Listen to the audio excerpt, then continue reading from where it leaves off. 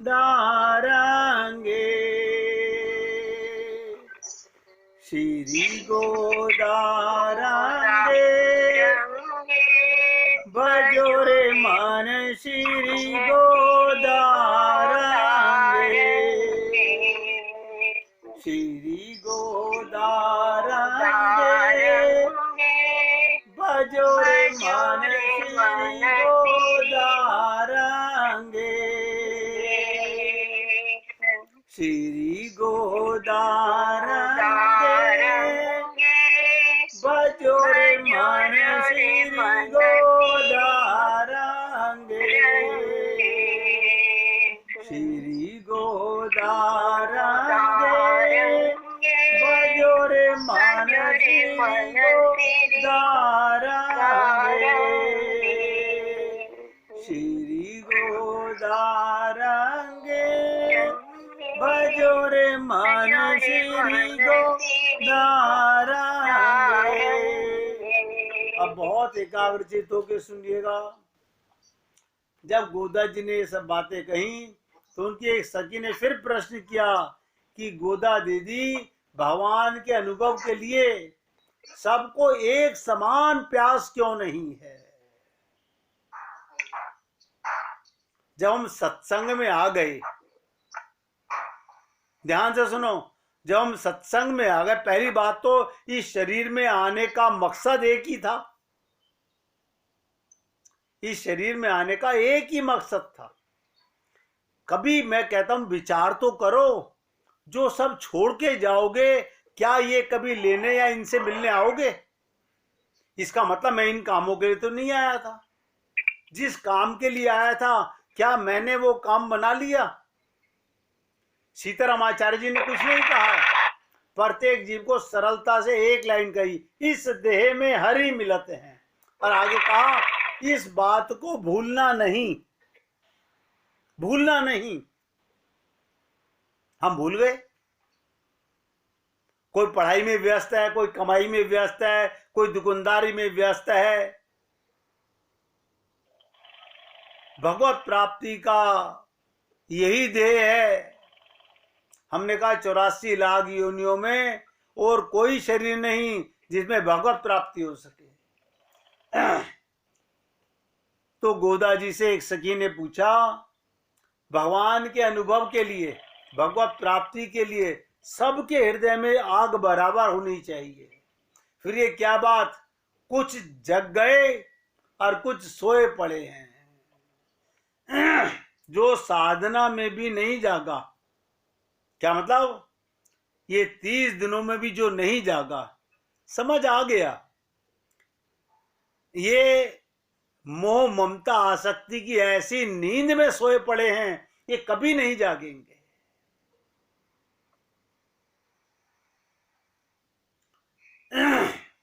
तो गोदा जी ने कहा ऐसी बात नहीं है, ये भी भगवान के गुणों का विचित्र प्रभाव है। इन गुणों से प्रभावित लोगों की दशा विष पान करने वालों की दशा जैसी हो जाती है।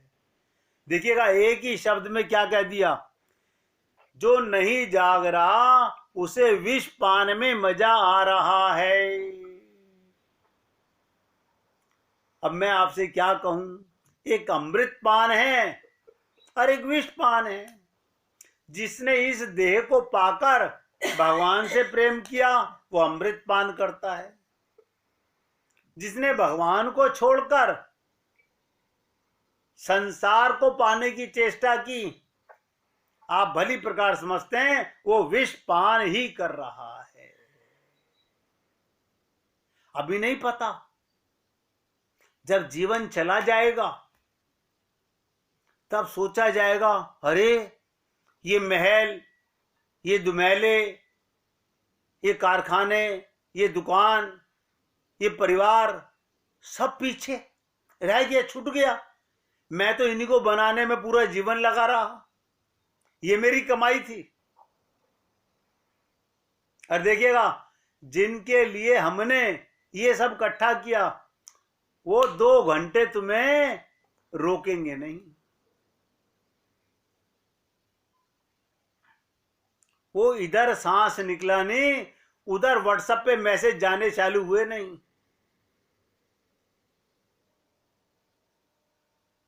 सवारी कब निकाली जाएगी? बस इतनी सी बात ध्यान रखिएगा, हम इस सवारी के लिए और सब अकेले छोड़कर चले आएंगे तुम्हारे शरीर को। अभी मौका पूरा बाकी है।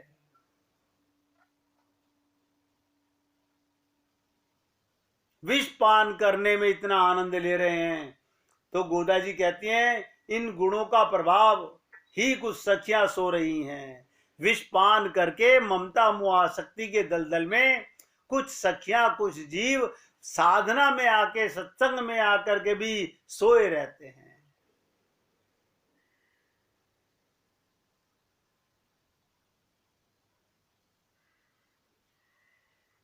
तो गोदा जी अपने साथ की सभी गोप कन्याओं को लेकर आज एक नई सखी सरोजनी देवी के घर गई। ध्यान से सुनिएगा, सबसे पहले सरोजनी देवी के घर गई और कहने लगी, अरे सरोजनी, कल तूने क्या संकल्प किया था वो भूल गई? आप सोच लीजिए, हम सत्संग में बैठ के कैसे कैसे संकल्प करते हैं। नहीं नहीं, अब हमने कसम खा ली हम भगवान को ही प्रेम करें। अरे बाबा, सत्संग खत्म होते ही सब 0/100। तो गोदा जी कह रही हैं सरोजनी से, तूने कहा था कि सभी सखियां प्रातःकाल मेरे द्वार पर आकर मुझे भी जगा लेना, मैं भी तुम्हारे साथ चलूंगी। हम तुझे जगा रही हैं और तू सोई पड़ी है, उठना नहीं चाह रही।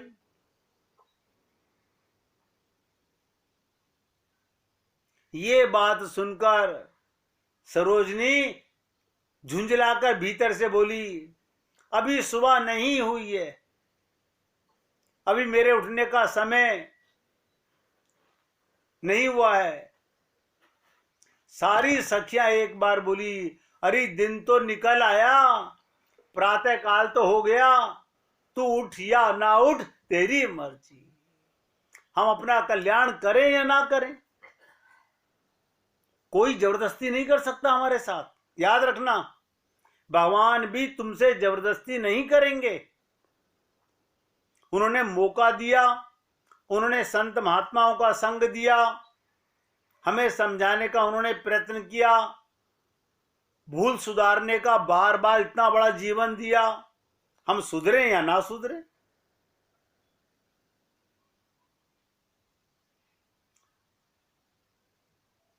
तो सरोजनी ने जब देखा ये सारी सखियां वापस जाने लगी तो बोली, सुबह हो गई, इसका क्या प्रमाण है?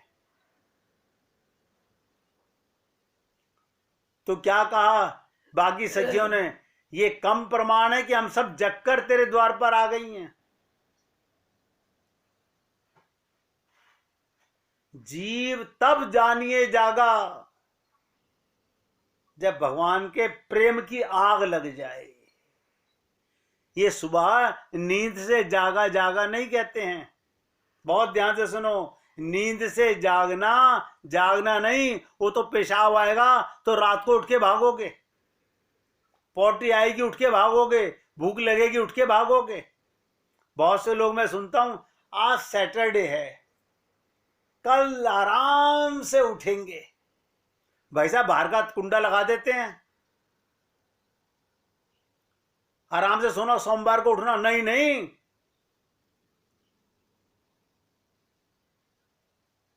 अरे सोते सोते युग बीत गए, अब तो ये जागने का मौका है। तो गोदा जी ने कहा, क्या ये पर्याप्त प्रमाण नहीं है? हम सब जगकर तेरे द्वार पर आकर खड़ी हैं। सरोजनी तुरंत जागकर खड़ी हो गई।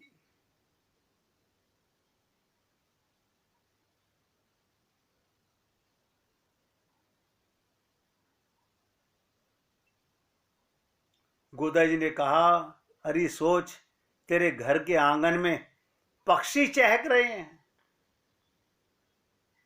ये पक्षी जिनको भगवत प्राप्ति का मौका नहीं है वो भी जाग जाते हैं, आहार खोजने के लिए घोंसले से बाहर जा रहे हैं।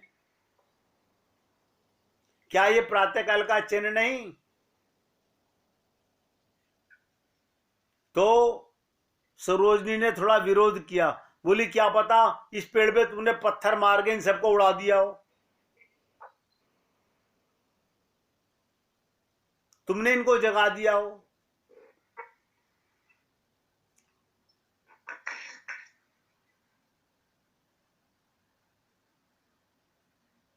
वो क्या कहती हैं, तुम जिस ग्राम में पैदा हुई हो उस ग्राम के पक्षी कभी सोते ही नहीं, वे तो सदा कृष्ण के गीत गाते रहते हैं। यानी जब तक आंख बंद ना हो तब तक भगवान का ध्यान। अच्छा आप सोचो भगवान से कैसा संबंध है तुम्हारा। आज विशेष बात सुनिएगा, पिता वो तुम्हारा, पिता का प्रेम पाना हो तो भगवान है, पति का प्रेम पाना हो तो भगवान है, मित्र का प्रेम पाना हो तो भगवान है, माता का प्रेम पाना हो तो भगवान है, पत्नी का प्रेम पाना हो तो भगवान है। भगवान ने कहा वासुदेव सर्वम त्वमेव सर्वम मम देव देवा। भगवान के साथ सारे नाते जो आपका मन चले, ये माधुर्य भाव है। भगवान कहते हैं मुझे कोई पुकारे तो सही, किसी रिश्ते में पुकारे, किसी भाव में पुकारे। मैंने कहा ना भगवान तो आपके घर के बाहर खड़े हुए हैं, आपके हृदय के अंदर साक्षात्कार विराजमान है, और वो एक एक पल देख रहे हैं कि कब ये जीव जाग जाए, कब ये मुझे पुकारे और कब मैं इसका आलिंगन करूं।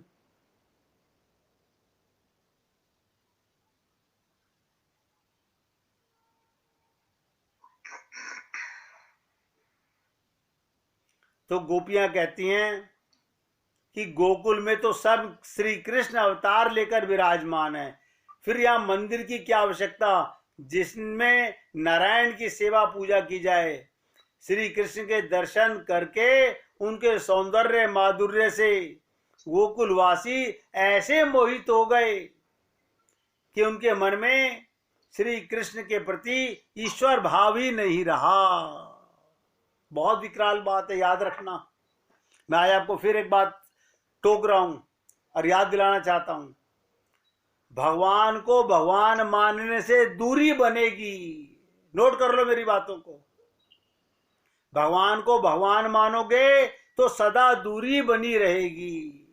भगवान के साथ कोई संबंध बनाओ, उसे सखी बनाओ, सखा बनाओ, प्रीतम बनाओ, प्रेयसी बनाओ, पति बनाओ, पत्नी बनाओ, माता बनाओ, पिता बनाओ। संबंध में करीबी होती है, सम हो जाते हैं। संबंध का मतलब सम हो जाना, बराबर हो जाना। वरना जीवन भर दूर बैठे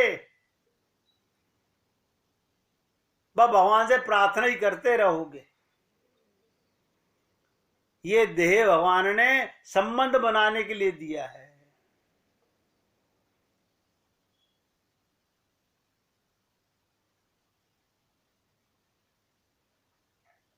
देखिएगा गोपियां भगवान को खिलाने के लिए, पालना झुलाने के लिए, यहां तक कि कई बार कान्हा रोते, क्यों कि कोई गोपी अपने घर में बैठी तड़प रही है कि कान्हा मैं बार बार जाऊंगी तो यशोदा क्या सोचेगी, ये पता नहीं मेरे लाला को क्यों बार बार देखने आ जाती है। आप सोचिएगा पुत्र तू यशोदा का कहला रहा है और मेरे स्तनों से दूध निकल रहा है।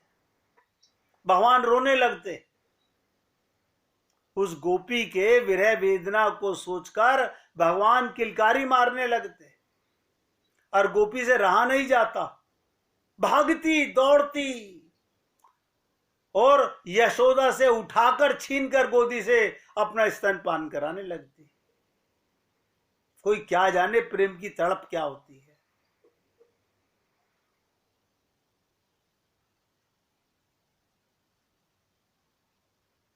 इसलिए ये खाली पूजा पाठ कर लेना ये प्रेम नहीं है। प्रेम है तड़प। रात भर भगवान सपने में, ध्यान में, नींद आई नहीं, थकान है ही नहीं, ऐसा भाव होना चाहिए। देखिएगा, एक बार दुर्वासा ऋषि बरसाना गए। एक बार दुर्वासा ऋषि बरसाना गए। राधा रानी अपनी सखियों के संग बाल क्रीड़ा में मग्न थी और छोटे छोटे बर्तनों में झूठ मूठ भोजन बना रही थी, जैसे बच्चे पहले खेला करते थे। आजकल तो बच्चे और माँ बाप भी, पहले ये किचन सेट वेट कुछ नहीं होते थे, आज तो बच्चों के पास में इंपोर्टेड किचन सेट होते हैं। खेल वही है, अंग्रेजी भाषा में खेलो या किसी भाषा में खेलो, खेल वही है। छोटे छोटे बर्तनों में झूठ मूठ भोजन बना रही थी। इष्ट भगवान श्री कृष्ण को भोग लगा रही थी। देखिएगा, राधा रानी अपनी सखियों के साथ भगवान को भोग लगा रही थी। ऋषि को देखकर राधा रानी और सखियां संस्कार बस बड़े प्रेम से उनका स्वागत किया। दुर्वासा ऋषि का बड़ा स्वागत किया। उन्होंने ऋषि को प्रणाम किया और बैठने को कहा। ऋषि दुर्वासा भोली भाली छोटी छोटी कन्याओं के प्रेम से बड़े प्रसन्न हुए और उन्होंने जो आसन बिछाया था उस पर दुर्वासा ऋषि बैठ गए। जिन ऋषियों की सेवा में त्रुटि के भय से त्रिलोकी कांपती है, वही ऋषि दुर्वासा की सेवा राधा रानी अपनी सखियां भोलेपन से सहजता से कर रही है। दुर्वासा ऋषि की सेवा करना आसान नहीं है। सबसे क्रोधित ऋषि हुए हैं और ये छोटी छोटी राधा रानी की सखियां बिल्कुल कोई डर नहीं भय नहीं उनकी सेवा कर रही हैं।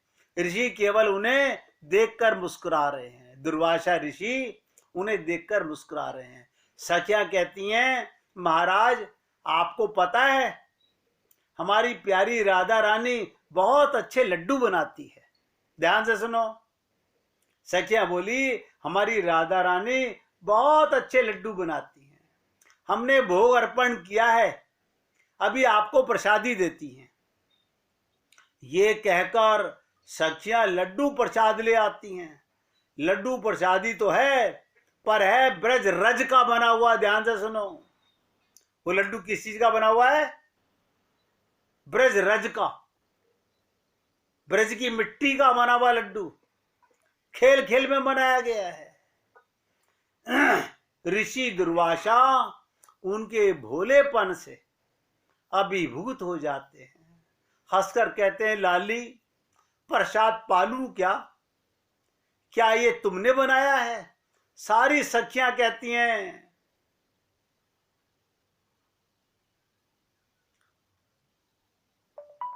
ध्यान दो, सारी सखियां कहती हैं, हाँ ऋषिवर, ये राधा रानी ने बनाया है।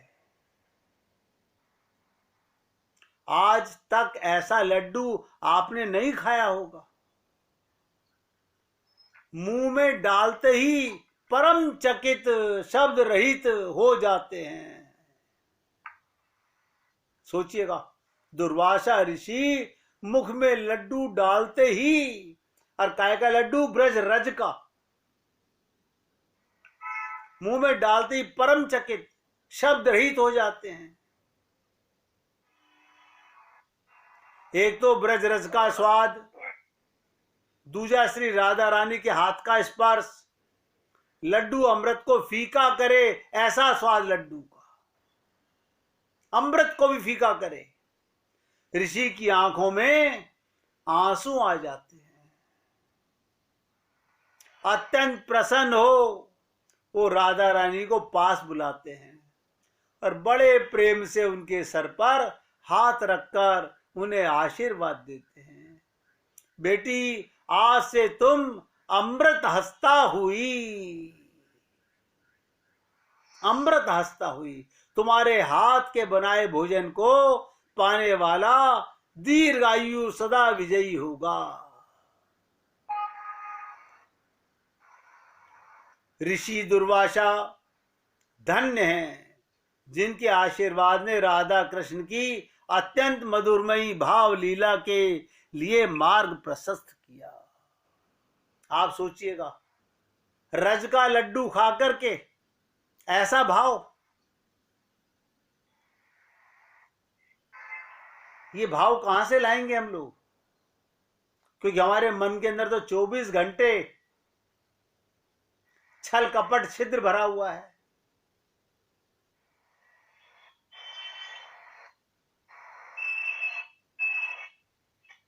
हम ये बार बार सोचें,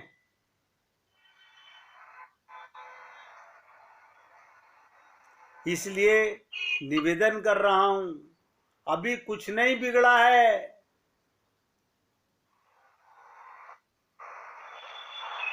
तो गोदा जी कहती हैं कि पक्षी वाहन गरुड़ वाहन नारायण के मंदिर में सुबह सुबह शंख गगन भेदी ध्वनि हो रही है, उसे तू नहीं सुन रही? कि गरुड़ पक्षी भी भगवान विष्णु के मंदिर में घंटा वादन कर रहा है। फिर बीच में सखियों ने शंका उठाई कि गोकुल में तो स्वयं भगवान अवतार लेकर विराजमान हैं, फिर यहाँ मंदिर की क्या आवश्यकता है जिसमें नारायण की सेवा पूजा की जाए? इस शंका का समाधान करती हुई गोदा जी ने क्या कहा, 1 मिनट आप कीर्तन कीजिए, फिर चर्चा करते हैं। श्रीमन नारायण